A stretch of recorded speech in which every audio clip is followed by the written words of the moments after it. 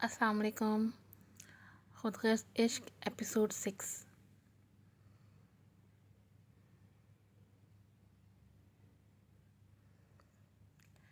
اگلے دن ارحان اسلام آباد چلا گیا. دن یوں ہی پر لگا کر اڑتے چلے گئے اور 1 مہینہ پلک جھپکتے کیسے بیتا پتہ ہی نہیں چلا. عمر اور مومنہ کی شادی کی تیاریاں گھر میں زور و شور سے جاری تھیں. آئے دن سب کے بازاروں کے چکر لگ رہے تھے. ایسے میں فجر کو لمحہ بلمحہ ارحان کی یاد آ رہی تھی. اگر وہ یہاں ہوتا تو اسے ہر چیز اپنی پسند سے دلاتا، مگر وہ یہاں نہیں تھا. اسی بات کی کمی اسے ہر لمحہ رلا رہی تھی.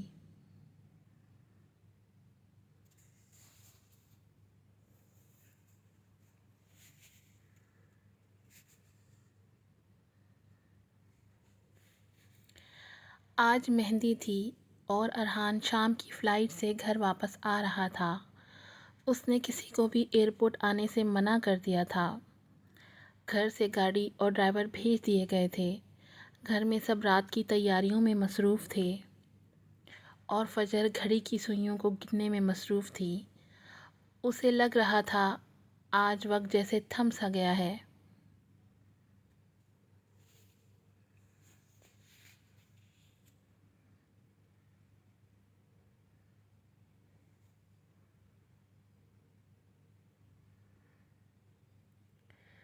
فجر اپنے روم میں تیار ہونے میں مصروف تھی. پیلے رنگ کی گھٹنوں تک آتی فراک اور چوڑی دار پہنے خمدار سیاہ بالوں کی چوٹی بنائے جس میں کچھ آوارہ لٹیں نکل کر اس کے سبھی چہرے کے اطراف میں پھیلی تھیں، اور پھولوں کا زیور پہنے وہ نظر لگ جانے کی حد تک پیاری لگ رہی تھی. ابھی وہ تیار ہو رہی تھی، اس کے موبائل کی رنگ ٹون بجی. اس نے موبائل اٹھا کر چیک کیا تو ارحان کا میسج تھا. میری جان، بس کچھ دیر اور پھر تم میرے سامنے ہوگی. ارحان کا میسج پڑھ کر فجر کے چہرے پہ ایک شرمیلی سی مسکراہٹ پھیل گئی تھی. ابھی وہ جواب دینے کا سوچ ہی رہی تھی کہ بیٹری لو ہونے کی وجہ سے اس کا موبائل بند ہو گیا. اس نے غصے سے موبائل کو گھورا اور چارج پہ لگا دیا.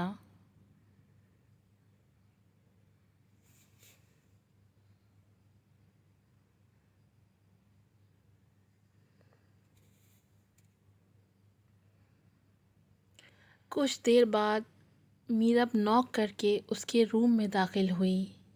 آؤ میرب، فجر نے اسے دیکھتے ہوئے مسکرا کے کہا. تم تیار ہو گئیں؟ میرب نے اس کی طرف دیکھتے ہوئے سنجیدگی سے پوچھا. ہاں، فجر نے اثبات میں سر ہلایا. تم پلیز یہ پھولوں کا زیور مومنہ کو دے آؤ گی؟ مجھے ابھی تیار بھی ہونا ہے اور دیر ہو رہی ہے. میرب نے اس کی طرف شاپر بڑھاتے ہوئے کہا.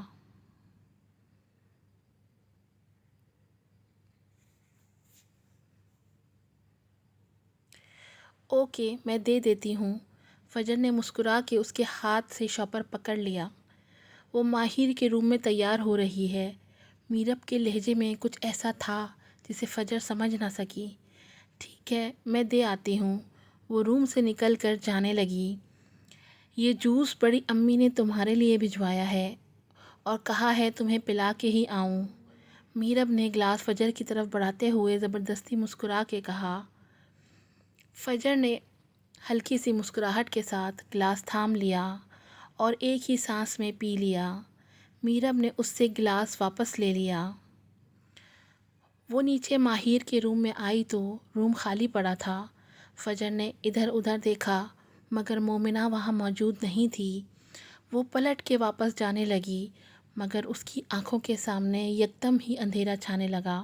اس نے ہاتھ بڑھا کر دیوار کو تھامنے کی کوشش کی مگر چکرا کر وہیں گر گئی. کچھ دیر بعد ماہر تیار ہونے اپنے روم میں آیا تو فجر کو اپنے روم میں زمین پہ بے سود پڑا دیکھ کر گھبرا گیا. وہ تیزی سے اس کے قریب آیا اور اس کے بے جان وجود کو سیدھا کیا. ماہر نے فجر کا سر اٹھا کر اپنی گود میں رکھا. فجر اٹھو. ماہر نے فجر کا چہرہ تھپتھپایا مگر وہ ہوش و خروش سے بیگانہ ہو پڑی تھی. ماہر کو سمجھ نہیں آ رہا تھا وہ کیا کرے، کیسے فجر کو اٹھائے۔ فجر اٹھو پلیز، کیا ہوا تمہیں؟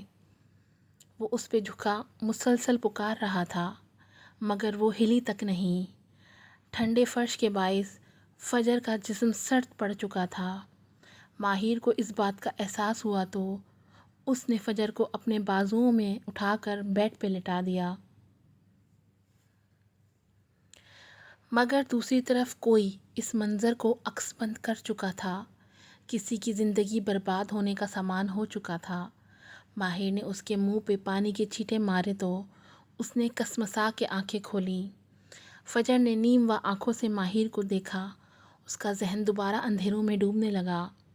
ماہر نے گلاس سے قدرے زیادہ پانی لے کر اس کے منہ پہ ڈالا تو وہ پوری طرح بیدار ہو گئی۔ اس نے حیرت سے ماہر کو دیکھا، پھر گردن گھما کے اطراف میں دیکھا۔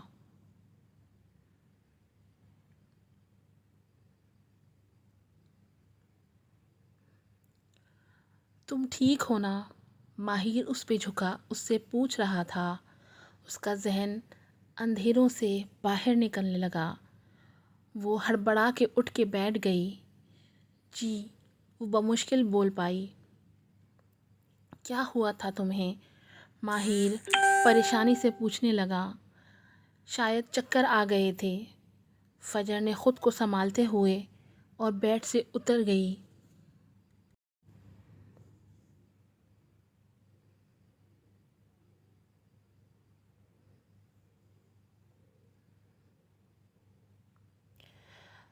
تم یہاں کوئی کام تھا؟ ماہر نے اس کے اپنے روم میں موجود ہونے کی وجہ جاننی چاہی۔ وہ میں مومنہ کو پھول دینے آئی تھی۔ فجر نے سائڈ ٹیبل پہ رکھے پھولوں کے شاپر کی طرف اشارہ کرتے ہوئے کہا۔ مومنہ اپنے روم میں ہے، ماہر نے بتایا۔ فجر نے اثبات میں سر ہلا دیا اور وہاں سے چلی گئی۔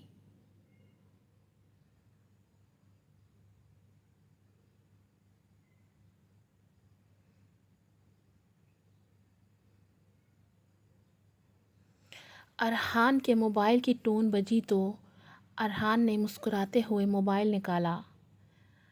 مل گئی فرصت میڈم کو۔ ارحان نے فجر کے بارے میں سوچتے ہوئے موبائل کھولا۔ اس کے بارے میں سوچتے ہوئے اس کے چہرے پہ خود بخود ایک جاندار سی مسکراہٹ دوڑ گئی۔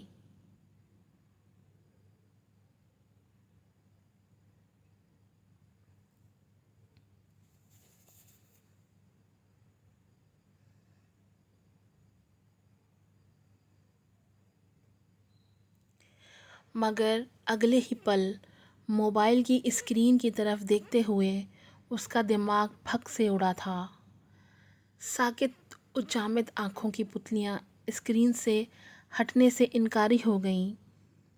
پہلے حیرت، پھر غصہ اور غصہ اشتعال انگیزی میں بدلنے لگا۔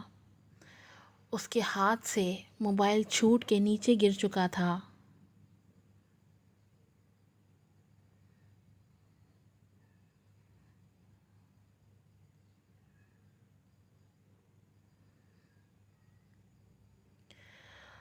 اس کی فجر ماہر کے باہوں میں تھی۔ سوچ کر ہی اس کے دماغ کی نسیں پھٹنے لگیں، مگر وہ لب پیچھے ساکت سا خالی خالی نظروں سے موبائل کی طرف دیکھ رہا تھا۔ تصویریں کسی انجان نمبر سے اسے موصول ہوئی تھیں اور تصویریں یقیناً کچھ دیر پہلے کی تھیں۔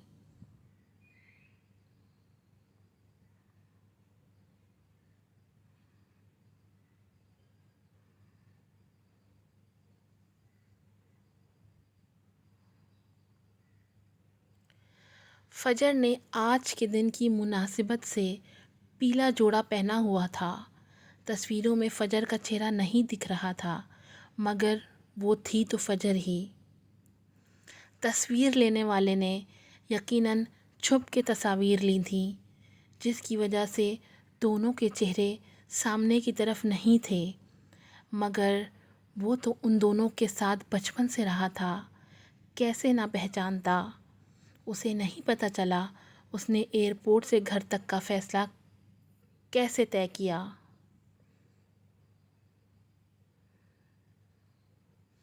صاحب گھر آ گیا ہے، وہ چونکا تھا، پر ہجوم خیالوں سے باہر آیا۔ اس کا دل کیا وہ یہیں سے کہیں دور، بہت دور بھاگ جائے۔ وہ کسی کا سامنا نہیں کرنا چاہتا تھا۔ وہ دھڑکتے دل کے ساتھ گاڑی سے باہر نکلا اور اپنا بیگ اٹھا کے کندھوں پہ ڈالا۔ اس کی آنکھوں میں مرچیں سی لگنے لگیں۔ اس کا چہرہ تیش سے سرخ ہو رہا تھا۔ اس نے گھر کے لان کی طرف ایک نگاہ گھمائی۔ وہاں مہمان آنا شروع ہو چکے تھے۔ وہ مرے مرے قدم اٹھاتا اندر کی جانب بڑھ گیا۔ وہ کسی سے بھی ملے بغیر سیدھا اپنے پورشن میں آ کر اپنے روم میں بند ہو گیا اور بیڈ پہ اوندھے منہ ڈہ گیا۔ کیوں کیا فجر تم نے ایسا؟ وہ اپنے ہاتھ کا مکہ بناتے بیڈ پہ پے در پہ مار رہا تھا۔ آنسو ہر قسم کی بندش سے آزاد ہو کر چہرہ بھگو رہے تھے۔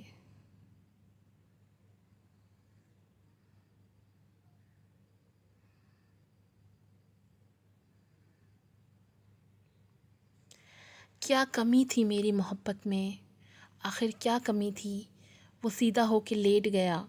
آنکھیں چھت پہ کسی غیر مرئی نقطے پہ جمی تھیں۔ اس نے دونوں ہاتھوں کی مٹھیوں میں اپنے بالوں کو جکڑا۔ اسے نہیں سمجھ آ رہی تھی کہ وہ کیا کرے، کس کے پاس جائے، کسے بتائے کہ اس کا دل درد سے پھٹا جا رہا ہے۔ وہ بے بس محسوس کر رہا تھا خود کو۔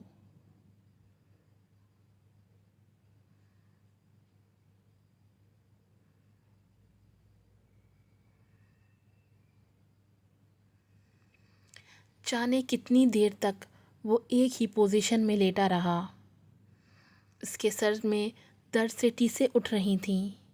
وہ اٹھ بیٹھا اور باتھ روم میں جا کر شاور کھول کر کھڑا ہو گیا۔ وہ اپنے اندر کی آگ کم کرنا چاہتا تھا۔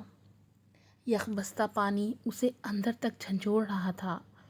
کچھ دیر بعد اس کا دماغ قدرے ٹھنڈا ہو گیا۔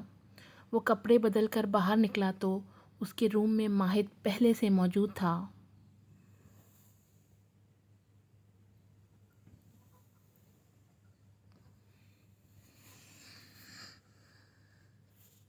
تم آ گئے ہو اور نیچے بھی نہیں آئے؟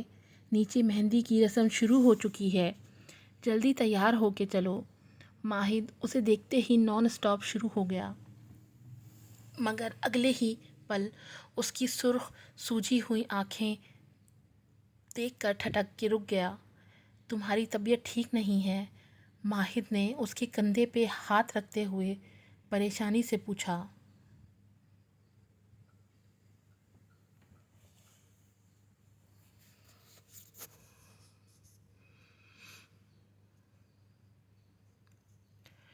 ٹھیک ہوں میں، ارحان نے بیزاری سے اس کا ہاتھ اپنے کندھے سے ہٹایا۔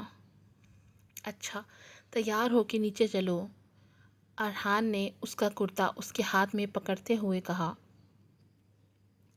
میرا موڈ نہیں ہے، ارحان نے کہتے ہوئے کرتا صوفے پہ پھینک دیا اور خود بیڈ پہ دوبارہ لیٹ گیا۔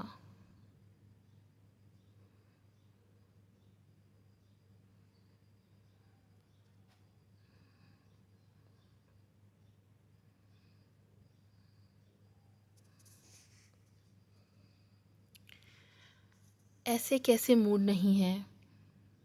فجر تیرا 1000 بار پوچھ چکی ہے۔ اب اگر تو نہیں گیا تو وہ مجھے تو جان سے ہی مار دے گی، ماہد اسے زبردستی اٹھاتے ہوئے کہا۔ فجر کے نام پہ ارحان نے زخمی سی نگاہوں سے ماہد کی طرف دیکھا۔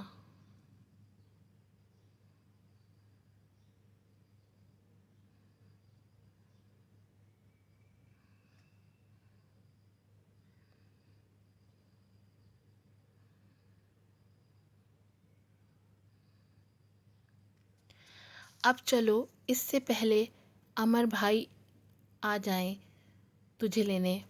ماہد نے ارحان کو ہنوز ویسے ہی لیٹتے دیکھ کر کہا۔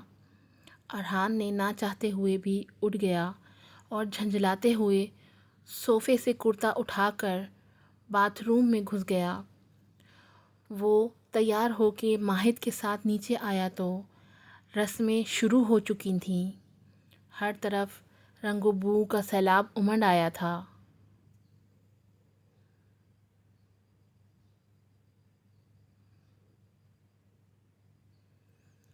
تیز روشنیوں سے پورا لان جگمگا رہا تھا۔ پھولوں کی بھینی بھینی خوشبو فضا کو معطر کر رہی تھی۔ ایسے میں وہ سب سے بیزار سا الگ تھلگ آ کے کونے میں بیٹھ گیا۔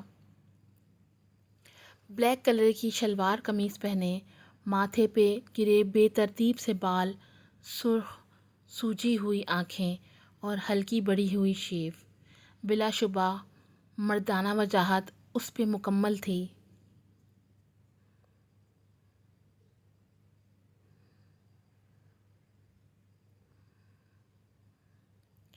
فجر کی نگاہیں کافی دیر سے بے تابی سے اسے ڈھونڈ رہی تھیں۔ بالآخر وہ اسے ایک کونے میں اکتایا ہوا سا بیٹھا مل گیا۔ وہ تیزی سے اس کی طرف بڑھی اور پل بھر میں ہی اس کے پاس پہنچ گئی۔ ارحان، میں تمہیں کب سے ڈھونڈ رہی ہوں اور تم یہاں بیٹھے ہو؟ فجر نے اس کے پاس پہنچ کر اسے مخاطب کیا۔